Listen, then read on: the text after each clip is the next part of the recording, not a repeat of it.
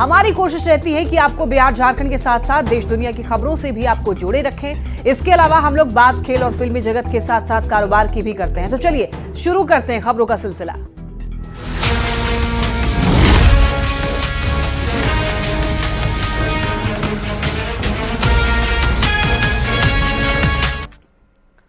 आज की मुख्य खबर से शुरुआत करते हैं बुलेटिन की। देखिए 17वीं सिविल सेवा परीक्षा के नॉर्मलाइजेशन में विरोध में बीपीएससी कार्यालय के पास पहुंचे अभ्यर्थियों पर लाठीचार्ज किया गया। बीपीएससी परीक्षा में नॉर्मलाइजेशन का विरोध, no multiple set question paper, 1 day 1 shift में परीक्षा लेने की मांग को लेकर बीपीएससी अभ्यर्थियों ने बीपीएससी ऑफिस के बाहर में प्रदर्शन किया और इस दौरान पुलिस ने अभ्यर्थियों पर जमकर लाठियां भाजी, जिसमें कई अभ्यर्थियों को चोट भी आई।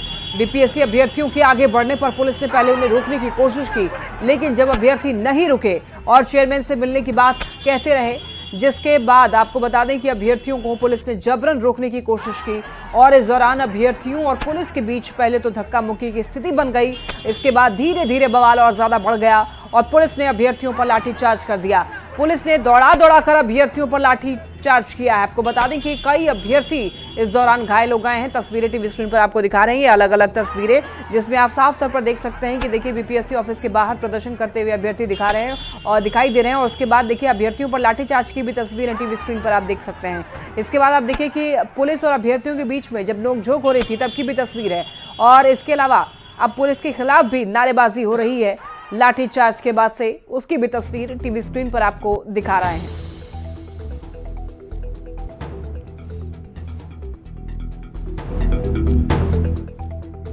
कि जो नॉर्मलाइजेशन को लेकर के संशय बना हुआ है और उन्होंने कोई भी अब इसके बारे में स्पष्टीकरण नहीं दिया है, वो नोटिस ये जारी करे और इसका स्पष्टीकरण करे कि नॉर्मलाइजेशन नहीं हो रहा है। एक पृष्ठ में देखिए लाठीचार्ज कर दिया गया। बोले थे एक डीएसपी सर आए थे, 5 लोगों को प्रतिनिधि को मिलाने का बात कहा गया था, फिर भी लाठीचार्ज किया है प्रशासन के द्वारा।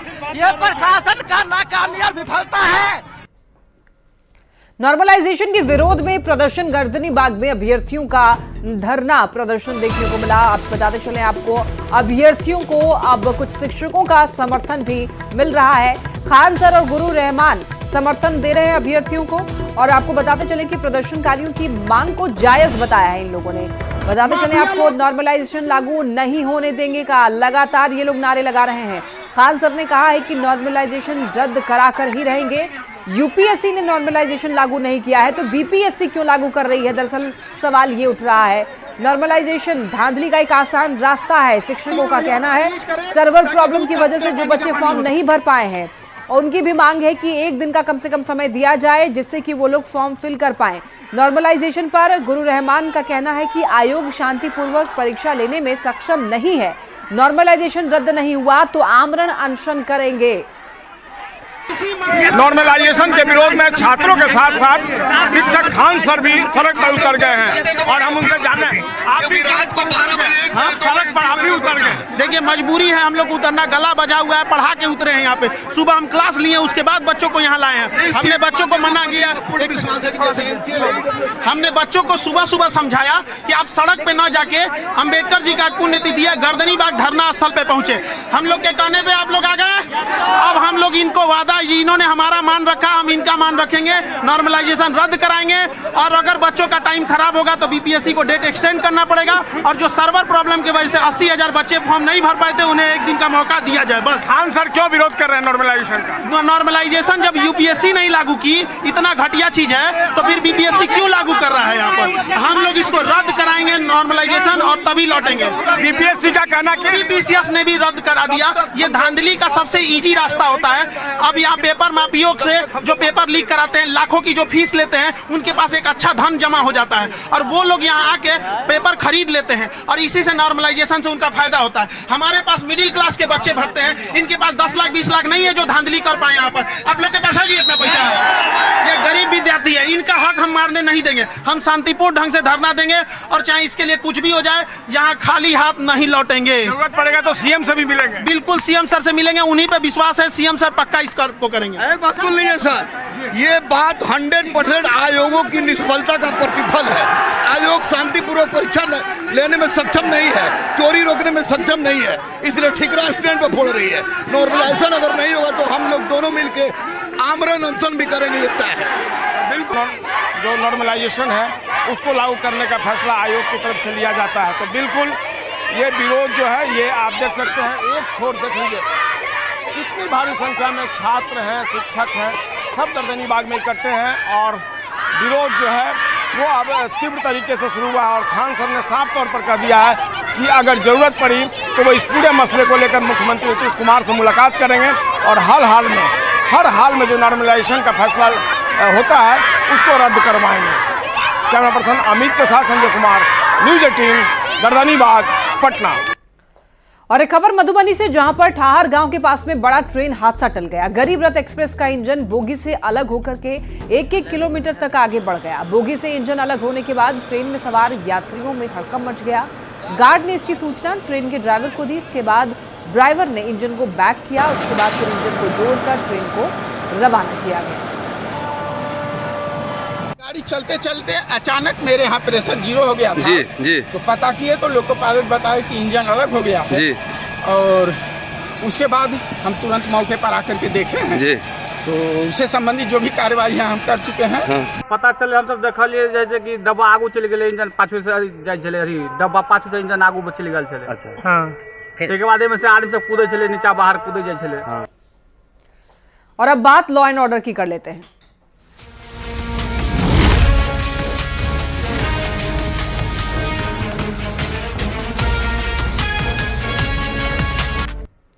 खबर सीतामढ़ी से। पुपरी प्रखंड मुख्यालय में पागल कुत्ते का आतंक देखने को मिल रहा है। कुत्ते ने पिछले 24 घंटे के अंदर लगभग 40 लोगों पर हमला कर दिया है।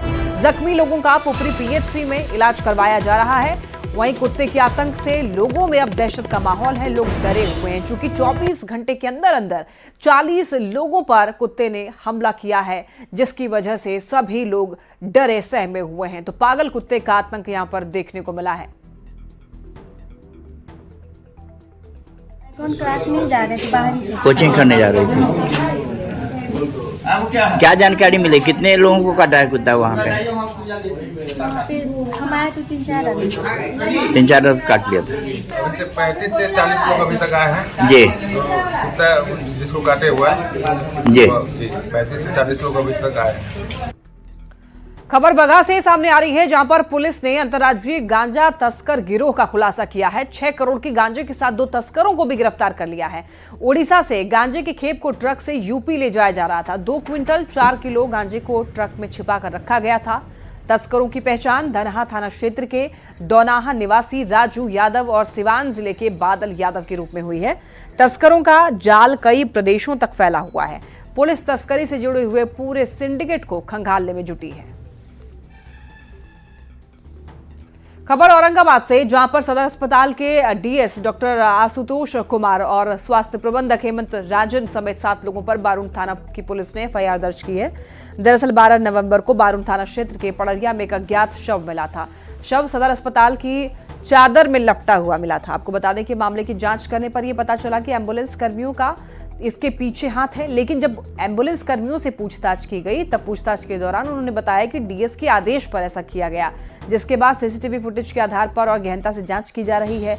और इसके मुताबिक और भी कई लोगों के शामिल होने की भी बात सामने आई है और उन सबके खिलाफ बारून थाना की पुलिस ने मामला दर्ज कर लिया है।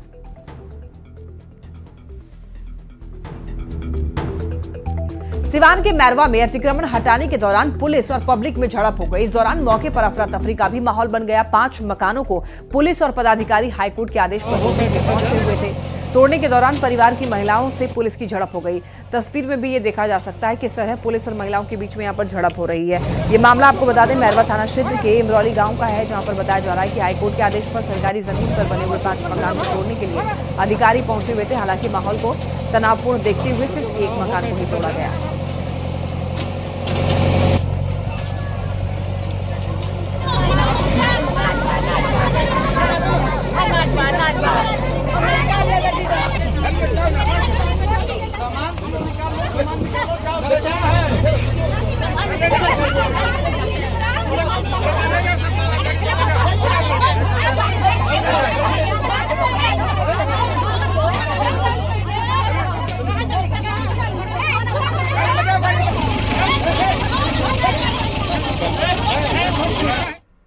तस्वीरें आप ये देख रहे हैं जहां पर पुलिस और यहां पर जो महिलाएं हैं उनके बीच में नोकझोंक और झड़प होती हुई दिखाई दे रही है। देखिए, महिला पुलिसकर्मियों के साथ में जो वहां पर महिलाएं हैं वो झड़प करती हुई दिखाई दे रही हैं। दरअसल आपको बताते चलें कि कोर्ट के आदेश पर 5 मकानों को ढाने के लिए वहां पर पुलिस गई हुई थी, उसके दरमियान ही यहाँ पर झड़प हुई थी।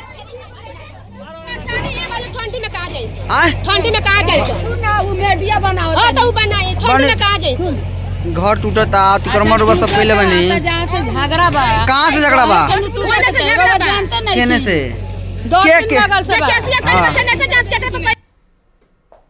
और अब झारखंड की खबरों की ओर रुख करते हैं। देखिए, सेंट्रल यूनिवर्सिटी ऑफ झारखंड में छेड़खानी का ये मामला है। रांची से ये खबर मिल रही है। पीड़ित पक्ष ने धरना प्रदर्शन खत्म कर दिया। आपको बताते चलें कि डीएसपी ने पीड़ित पक्ष की बात मान ली है। पीड़ित पक्ष को लिखित भरोसा दिया गया है। छात्राओं की सुरक्षा का दरअसल इनको भरोसा दिया गया है। आरोपी पक्ष लगातार नारेबाजी कर रहे थे। डीएसपी की मौजूदगी में नारेबाजी हो रही थी। इसके बाद अब पीड़ित पक्ष ने बताते चले उनकी जो मांगे थी वो पूरा करने का भरोसा दिया गया डीएसपी के द्वारा, तो पीड़ित पक्ष की बात मान ली गई है। इसके बाद अब प्रदर्शन खत्म किया गया है। देखिए, रांची स्थित सेंट्रल यूनिवर्सिटी ऑफ झारखंड में पीड़ित छात्रा घटना के बाद में बेहद डरी हुई है, बेहद सहमी हुई है। वो डर की वजह से किसी से बात करने की स्थिति में भी फिलहाल नहीं है। पीड़ित छात्रा ने घटना के बाद में अपना दर्द सबसे पहले अपनी रूम पार्टनर से बयां किया। न्यूज 18 से बातचीत में पीड़ित छात्रा की रूम पार्टनर ने जो कुछ भी बयां किया उसे सुनने के बाद किसी की भी रूह कांप जाएगी। आप भी सुनिए घटना की पूरी कहानी।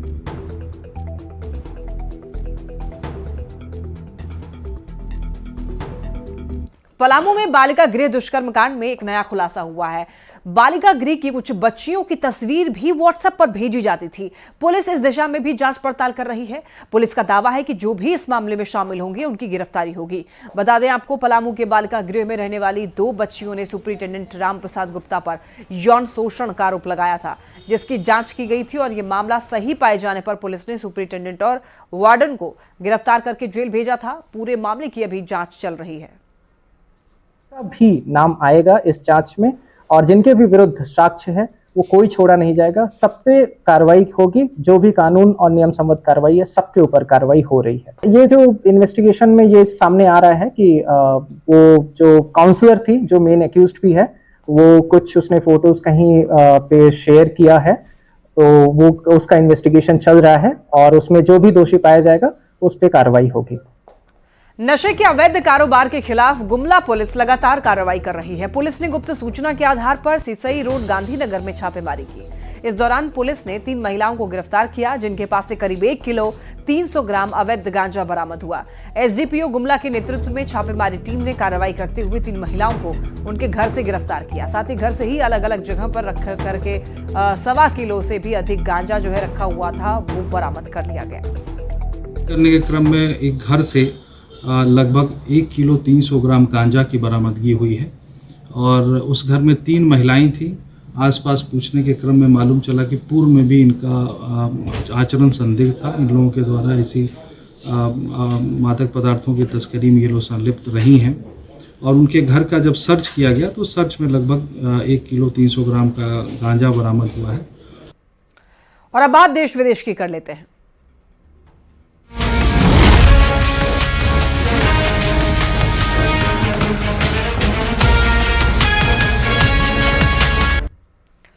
राज्यसभा में कांग्रेस सांसद अभिषेक मनु सिंघवी की सीट नंबर 222 के नीचे नोटों की गड्डियां मिलने के मामले में सदन में जमकर हंगामा हुआ। राज्यसभा के सभापति जगदीप धनखड़ ने सदन को जानकारी दी कि गुरुवार को सदन की कार्यवाही स्थगित होने के बाद सुरक्षा अधिकारियों ने उन्हें जानकारी दी थी कि सीट नंबर 222 के नीचे से कुछ कैश मिले थे, जिस पर आज सदन में जमकर बवाल हुआ। मल्लिकार्जुन खड़गे ने कहा है, बिना जांच के किसी का नाम कैसे लिया जा सकता है। तो सफाई में अभिषेक मनु सिंघवी ने भी कहा है कि वो तो सिर्फ 500 रुपए का एक नोट ही लेकर गए थे। हरियाणा पंजाब के शंभू बॉर्डर पर किसान ने आंदोलन किया। किसान आंदोलन में पहुंचे हुए लोगों को काबू करने में पुलिस को काफी मशक्कत करनी पड़ी।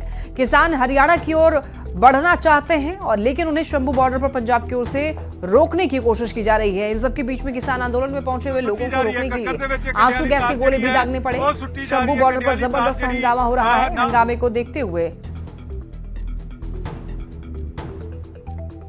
अब आपको सीधे लाइव तस्वीरें दिखाएंगे। मुख्यमंत्री हेमंत सोरेन कुछ कह रहे हैं। करना प्रारंभ करेंगे। सिर्फ रांची ही नहीं, विभागीय जिला कार्यालय तक ये समीक्षाएं चलेंगी। सभी जिला में बैठक होगा, सभी विभागों का, सभी मंत्रीगण उसका समीक्षा करेंगे। क्या दोष गुण, क्या सही खराब चल रहा है, सभी चीजों की जानकारी ली जाएगी। किस चीज की आवश्यकता है, किस चीज की आवश्यकता है नहीं है, उन सब चीजों को देखा जाएगा।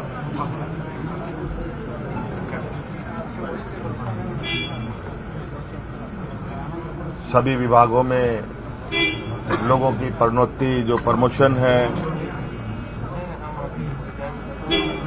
उन सब की भी समीक्षा होगी और जल्द से जल्द इसकी समस्या का समाधान किया जाएगा।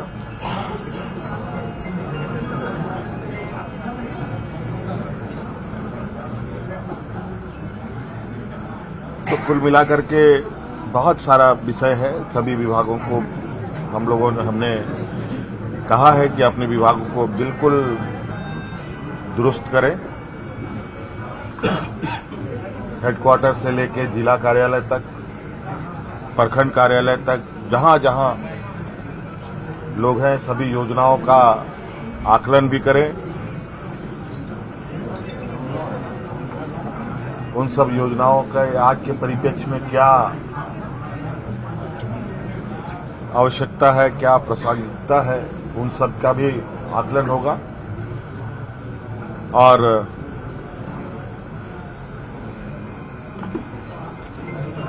उन सब को ध्यान में रखकर हमने कहा है कि 2 महीने के अंदर सभी जिला कार्यालयों तक का भ्रमण हमारे मंत्रीगण करें,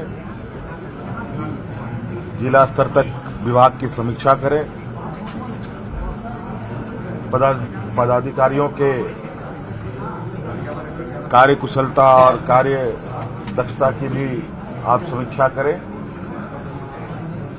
कौन किस तरीके से काम कर रहा है, नहीं कर रहा है, और उन सभी चीजों का समय समय पर मुझे भी अवगत कराएं ताकि उचित निर्णय लिया जा सके।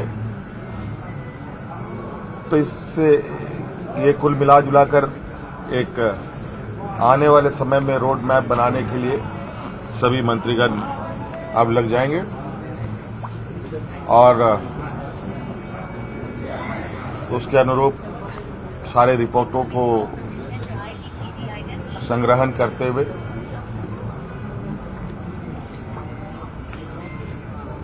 सभी विभाग एक नई ऊर्जा के साथ काम करेगी। Thank you sir. वो बैच कुछ और लेते हैं सर, घूम के बता दें। तो आप सुन रहे थे यहाँ पर झारखंड के मुख्यमंत्री हेमंत सोरेन को। चलिए बढ़ते हैं खबरों में आगे और बात करेंगे बांग्लादेश की। देखिए, बांग्लादेश मामले में एक अपडेट सामने आया है। बांग्लादेश ने भारत से अपने 2 राजनयिक वापस बुला लिए हैं। बांग्लादेश ने बंगाल, त्रिपुरा के राजनयिक वापस बुलाए हैं। भारत बांग्लादेश में तनाव के बीच में यह फैसला लिया गया है। बांग्लादेश में मोहम्मद यूनिस सरकार का भारत विरोधी रंग अब सड़क पर भी दिखने लगा है। मोहम्मद यूनिस से जुड़ी हुई बांग्लादेश नेशनलिस्ट पार्टी यानी कि बीएनपी लीडर रुहुल कबीर रिजवी ने अपनी बीवी की भारतीय साड़ी जलाकर भारत के खिलाफ प्रदर्शन किया है। उन्होंने अपनी पार्टी के सभी कार्यकर्ताओं से भारतीय प्रोडक्ट का बॉयकॉट करने की अपील की। रिजवी का यह प्रदर्शन अगरतला में ढाका कमीशन में हुई घुसपैठ के खिलाफ था। रिजवी ने साड़ी के साथ साबुन, टूथपेस्ट से लेकर के मिर्च, पपीता तक, मतलब कि भारत के हर एक प्रोडक्ट का बॉयकॉट करने की यहां पर अपील की। और अब बात कारोबार की करते हैं।